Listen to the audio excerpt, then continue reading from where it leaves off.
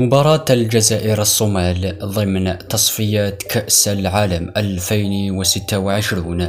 موعد المباراة وتوقيتها والقنوات الناقلة، كل هذا في الفيديو، فتابعوه للأخير لتتعرفوا على جميع التفاصيل. إذن المباراة تلعب يوم الخميس 16 من نوفمبر 2023 بملعب نيلسون مانديلا ببراقي الجزائر العاصمة.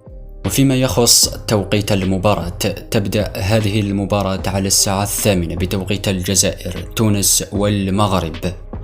وفيما يخص القنوات الناقلة للمباراة، لكن قبل القنوات فضلا وليس أمرا، اشتركوا في القناة وفعلوا الجرس وضعوا إعجاب بهذا الفيديو.